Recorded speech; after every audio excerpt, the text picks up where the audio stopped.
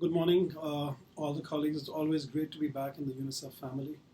I'm so grateful, Mark, to you and your colleagues for inviting me to speak and share the story about young people's participation in the Sustainable Development Goals.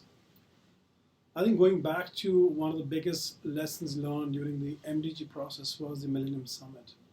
And I think in one of my interviews with a young person who attended the Millennium Summit, she said to me in Mexico City, she said, Ravi, I came to the summit, it was extremely euphoric. But then a week later, it was full of disappointment because nobody talked about how young people participate in the implementation of the Sustainable Development Goals. A few years ago, when I was asked by UN Millennium Campaign to provide advice to them on how do we strengthen children and young people's participation in Sustainable Development Goals, we looked at one or two strategies. The first strategy was really to bring together all the different actors so that we can all be coordinated and synergize our efforts on bringing the voices of the most marginalized children and young people. There are, of course, offline and online processes that took on as we go back into the making of the SDGs from a young people's perspective. So I think the first conversation was really with the World We Want 2015 platform, which was one of the biggest big data platform created, where all the different discussions are still housed at in the worldwewant2030.org, which is the new incarnation of the website, or I would say the engagement platform. I think UNICEF played a critical role in organizing e-consultations, but also houses about declarations coming from 100 national country consultations. To many of them, for the first time, young people participated. So we saw in the last few years, young people participating in national consultations, in thematic consultations, especially the one UNICEF and UN Women,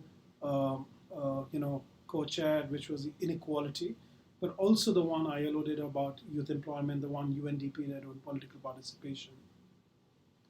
Having said that, I think there was also another big question mark on how young people will take on the online survey, which was conducted by UN Millennium Campaign, very much called the Secretary General's My World 2015 survey.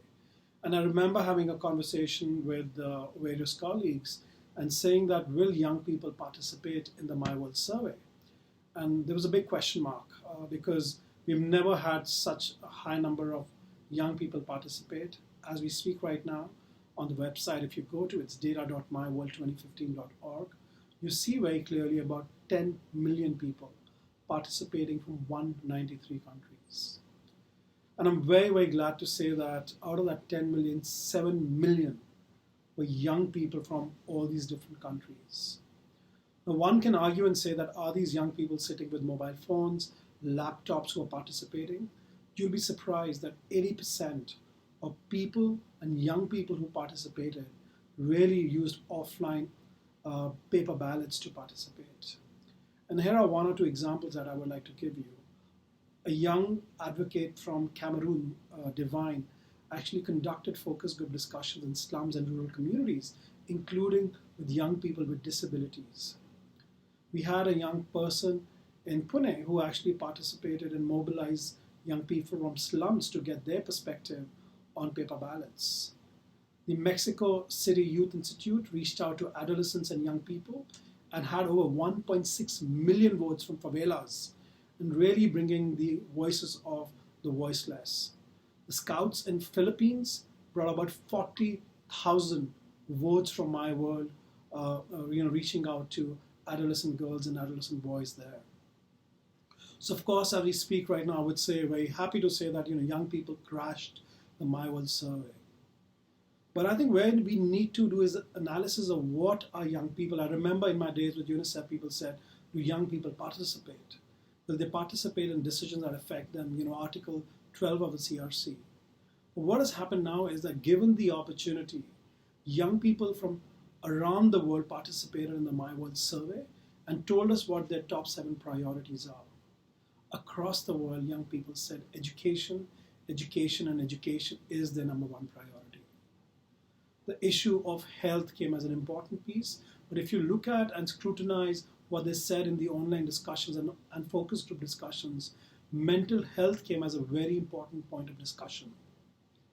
issues of job opportunities.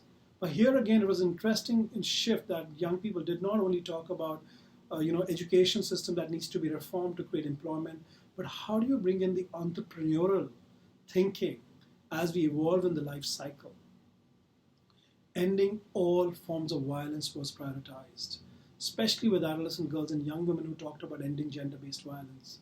Adolescent boys talked about ending, organized armed violence.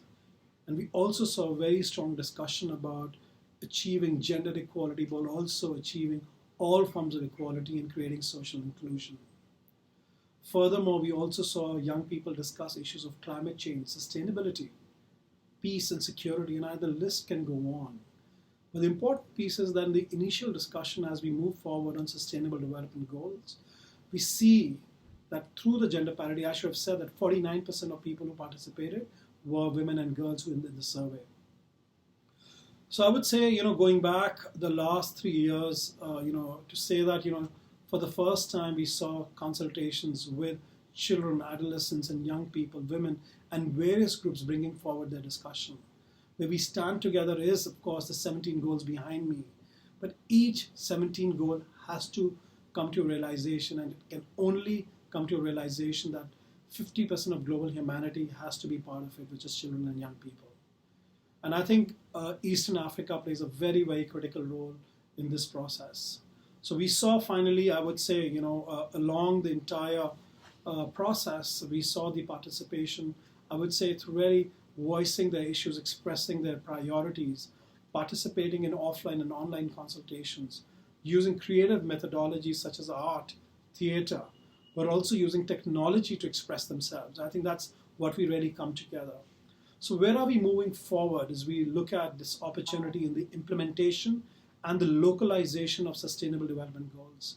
I think UNICEF is in such a critical position because we know for a fact that in 2025, we'll have the next youth bulge coming in Africa, which means we'll have more children, we'll have more adolescents, and we'll have more youth. And also means that somebody has to respond to where young people see their priorities. And I would say that where we can align ourselves is really to support children-led organizations, youth-led organizations to become our partners, and really underlining SDG 17, which is becoming partners of creating awareness on what the sustainable development goals are. Many children and young people, I remember working for UNICEF Turkey 4 years ago in the Youth Leadership Academy, many of them had said they had never heard of Millennium Development Goals. We cannot do the same mistake. I think every child and a young person has a right to know what the world leaders pledged and adopted on September 26th. So the first and foremost is creating awareness with and for children and young people. The second is really opening opportunities where child-led organizations, youth groups can become actors and partners in the implementation of sustainable development goals. I'll pick on SDG number 5, where how adolescent girls and young women and their organization can be strengthened in achieving various targets and indicators that reflect their priorities, but also working with boys and young men to become partners of gender equality. And along with this, I would also say that something which we had conceived, and I think many of you are already working on, is how do you work with children and young people to become eyes and ears, really to look at and monitor the implementation, I would say, children and young people's barometer to see is the Sustainable Development Goals implementation progression, is that really implementing and changing the lives of children and young people?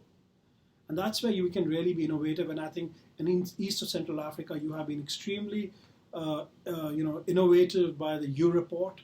But I think we can also look at other ways by which we can bring both offline and online, traditional and progressive methodologies and technologies to monitor the implementation of the Sustainable Development Goals and how that is impacting children and young people.